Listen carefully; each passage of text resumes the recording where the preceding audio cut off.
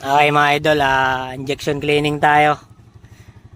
Ano lang ang pang-injection ko, ganito, wala akong machine eh. Ito lang ginagamit ko, tong diagnostic na to. Tapos nag-improvise lang ako. Yan. Yan na gagamitin natin pang cleaning. Okay mga idol, cleaning tayo ng injector nya.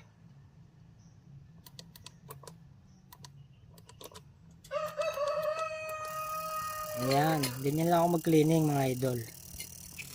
Ayan o, nakita nyo? Ang buga niya. Ayan, nakikita ba pre?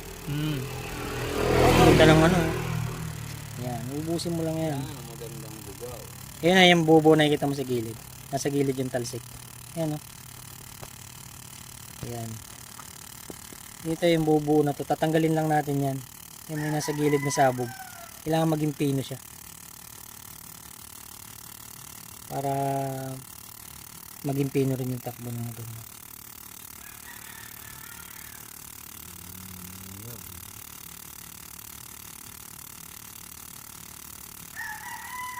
Basta nawala yan yung mga talsik-talsik. Anong talsik na to? Ayun, nasa ilalim. Nakikita mo yan. Okay. Parang tumatalsik. Kailangan yung buga niya bumbuo na. Pino na siya. Ibig sabihin may bara, no? Pag may ganyang, ano.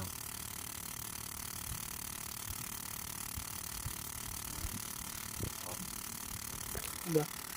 Kaibahan lang dun sa machine, wala talaga ako yung sinasalpak na ano. Ito rin yun. Ito nagpapatakbo itong diagnostic. Kikita ba?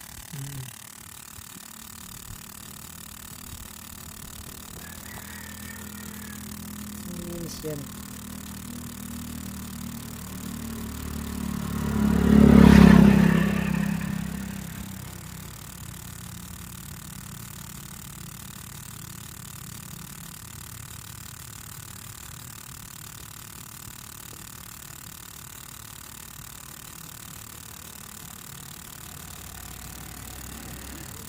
Sige, stop muna. Okay mga idol, yan, nakita nyo yung buga niya parang ano na lang, halos hindi na makita, transparent na lang, tapos bumbuo na yung buga niya. Yan yung ano, pagka okay na, diyan ko na binibitawan. Kailang tumalsik eh, kabit natin ulit.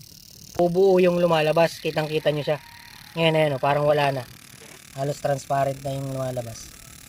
Pero pag tinapat mo yan dito, doon mo makikita yung buga niya na yan. Okay, ganun lang mga idol. Pagka ano, sa mga magpapa-FI cleaning, wala akong machine, ganito lang yung ginagamit ko. Ayan. Pwede yung mag-drawing sa kalsada. Total body cleaning, FI cleaning, ito lang ginagamit ko. Okay mga idol, kakabit ko na to.